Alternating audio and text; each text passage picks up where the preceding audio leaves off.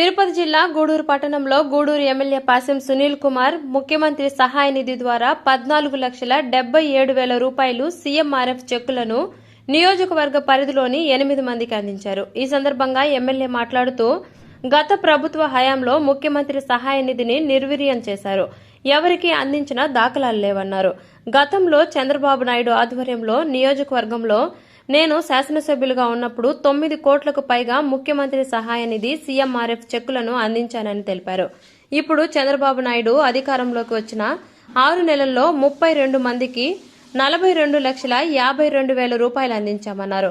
అది చంద్రబాబు నాయుడు ప్రభుత్వ పనితీరుకు వైఎస్ఆర్సీపీ ప్రభుత్వ పనితీరుకు ఉన్న తేడా అని అన్నారు. ఈ కార్యక్రమంలో టీడీపీ నాయకులు, కార్యకర్తలు, సీఎంఆర్ఎఫ్ లబ్ధిదారులు పాల్గొన్నారు.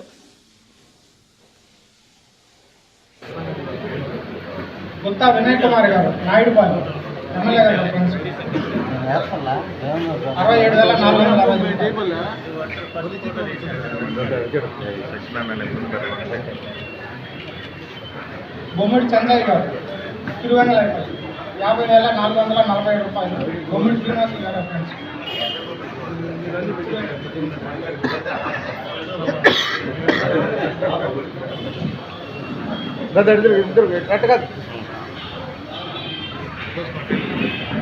ఓకే. గొప్పరాయి నరసయ్య గారు చిల్లకూరు 2,80,000 రూపాయలు. కొండ రామచంద్రారెడ్డి గారు ఫ్రెండ్స్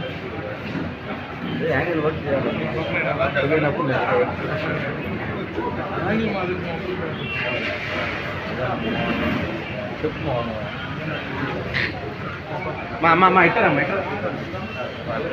అట్లా చూడండి.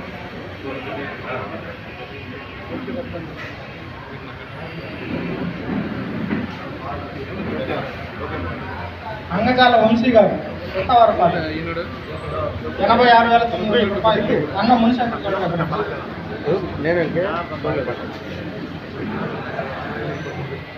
ఓకే.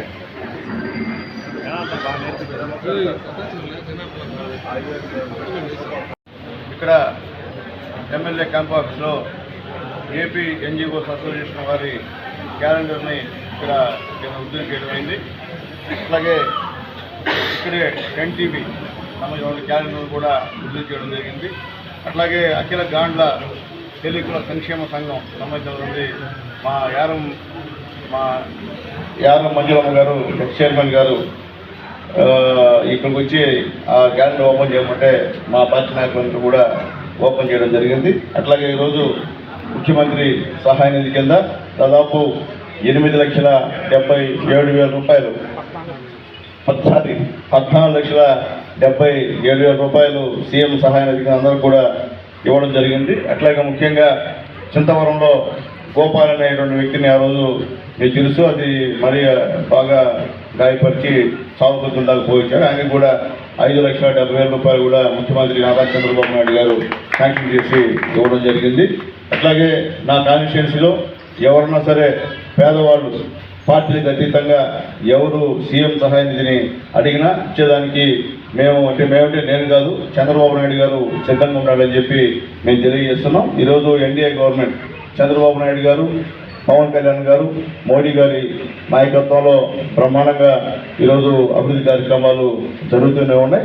అట్లాగే అఫీషియల్ కార్యక్రమాలకి ఒక 5 రోజులు, ఎందుకంటే మన్మోహన్ సింగ్ గారు చనిపోయిన విషయం కూడా మీకు తెలుసు, అవి సంతాప దినాలుగా ఒక 5 రోజులు కేంద్ర ప్రభుత్వం ప్రకటించింది. కాబట్టి ఈ 5 రోజులు ఎక్కడ కూడా అఫీషియల్ కార్యక్రమంలో నేను కూడా పాల్గొనని చెప్పి మీ అందరూ కూడా తెలియజేస్తున్నాను.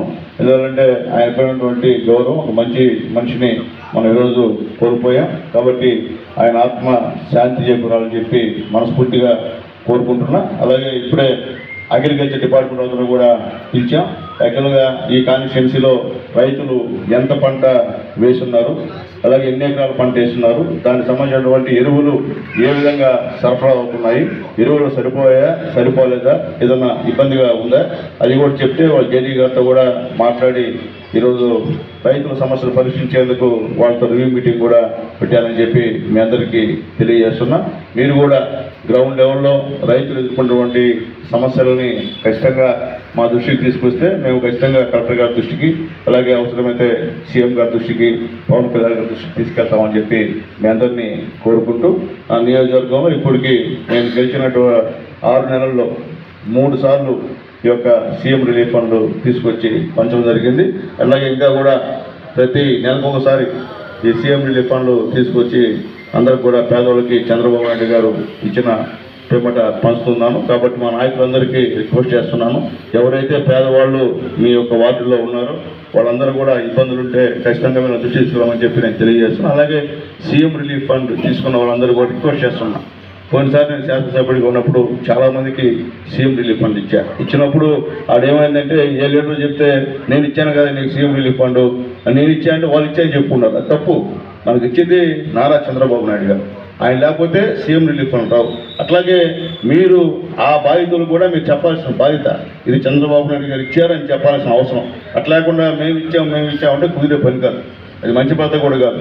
ఎందువల్లంటే ఇచ్చే చంద్రబాబు నాయుడు గారు అంటే ఆయన పేరు చెప్పకుండా మన సొంత పేరు చెప్పుకుంటే ఇబ్బందికరమైన పరిణామం అని చెప్పి నాయకులందరికీ కూడా రిక్వెస్ట్ చేసి తెలియజేస్తున్నా. అట్లాగే ఇక 31వ తేదీ కల్లా సభ్యత్వ నమోదు కార్యక్రమం కూడా పూర్తి చేయమని చెప్పి పార్టీ ఆదేశించారు. ఇప్పటికే 55,000 సభ్యత్వం కూడా ఇక్కడ తెలుగుదేశం పార్టీ నాయకుల సహాయ సహకారాలతో కూడా మేము చేయడం జరిగింది. అలాగే ఇక ఒక 5,000 సభ్యత్వాలు ఒక 4 రోజుల్లో మా నాయకులందరూ సహకారంతో చేస్తే మనకి ఇచ్చిన టార్గెట్ మొత్తం కూడా పూర్తి అయిపోయే కార్యక్రమం అని చెప్పి నేను తెలియజేస్తున్నా. చాలా సంతోషం. కష్టపడిన నాయకులు చాలా బ్రహ్మాండంగా కష్టపడి ఇచ్చారు, వాళ్ళందరూ ధన్యవాదాలు తెలియజేస్తున్నా. అలాగే సొసైటీ సంబంధించినటువంటి అధ్యక్షులు అలాగే ఇంకిద్దరు మెంబర్స్ను కూడా రేపు మధ్యాహ్నం లోపల మా నాయకులతో మాట్లాడి పార్టీ ఆఫీస్ పంపిస్తున్నాం. సంక్రాంతి లోపల అందరూ కూడా పదవులు వచ్చేటువంటి కార్యక్రమం తెలియజేస్తున్నాం. మళ్ళీ చెప్తున్నా, రేపు ఆ పదవులు కూడా ఎవరైతే కష్టపడ్డారో ఈ 4-5 సంవత్సరాలు ఎవరైతే తెలుగుదేశం పార్టీ కోసం శ్రమించి కష్టపడ్డారో, ముఖ్యమంత్రి నారా చంద్రబాబు నాయుడు గారిని ఏ విధంగా కష్టపడి ముఖ్యమంత్రి చేశారో అలాంటి పార్టీ కార్యకర్తలు తప్ప కొత్తగా వచ్చిన వాళ్ళకో లేకపోతే ఎవరు రికమెండ్ చేసిన వాళ్ళకో ఇచ్చే సమస్య లేదు. ఎవరు చెప్పినా ఇనే పరిస్థితి అని చెప్పి నేను తెలియజేస్తున్నాను. ఎందుకంటే నా కార్యకర్తలు పనిచేశారు, 5 సంవత్సరాలు అన్నీ మానుకొని పనిచేశారు.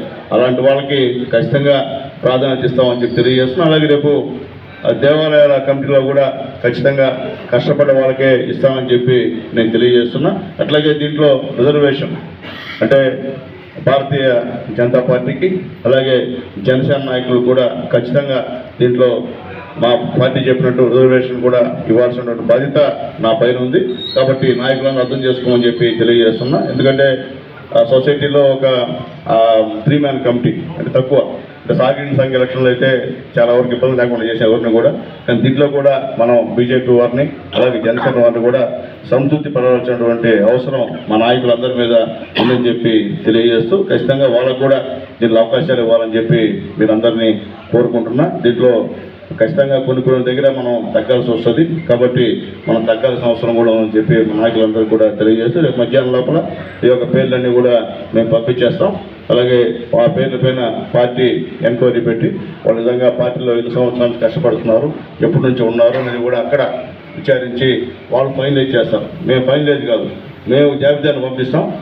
ఇప్పుడు 3 అంటే మేము 9 పంపిస్తాం. 10 మందిలో వాళ్ళు ఆ 3 సెలెక్ట్ చేస్తారని చెప్పి మీ అందరికి కూడా తెలియజేస్తూ ఈ అవకాశాన్ని కూడా మా నాయకులందరూ ఉపయోగించుకొని తెలియజేస్తున్నాం. దాదాపు మొన్న 105 సాగునీటి సంఘ ఎలక్షన్స్లో కూడా అందరికీ పదవులు ఇచ్చాం. అలాగే ఇప్పుడు కూడా ఉన్నటువంటి సొసైటీలో 11-12 ఉన్నాయి సొసైటీస్, వాటిలో కూడా అందరికి కూడా తగిన స్థానం ఇస్తాం. అలాగే త్వరలో మానిటరింగ్ కమిటీ సంబంధించిన పేర్లు కూడా పార్టీ అధిష్టానం అడిగారు, దాన్ని కూడా ఇక్కడ నుంచి 2 మానిటరింగ్ కమిటీలు మనకి అవి కూడా ఎవరైతే నిజమైనటువంటి కార్యకర్తలు పనిచేశారో వాళ్ళకే ఇస్తామని చెప్పి నేను తెలియజేస్తూ మళ్ళీ తెలియజేస్తున్నా క్యాడర్కి, దయచేసి మీరు పార్టీకి పనిచేయకుండా మేము 10 సంవత్సరాలు పార్టీలో ఉన్నాం మాకు గుర్తింపు లేదని అడగదు. మీరు 10 సంవత్సరాలు పార్టీలో ఉంటే మీరు పనిచేయాలి, అట్లా లేకుండా వచ్చి పదవులు అయితే కుదరదు. ఈ 5 సంవత్సరాల్లో ఈ 9 సంవత్సరాలు అది ఎవరు పనిచేశారో స్పష్టంగా మాకైతే పూర్తి అవగాహన ఉంది. కాబట్టి మేమైతే వేరే వాళ్ళకి ఇచ్చే పరిస్థితి లేదు. కాబట్టి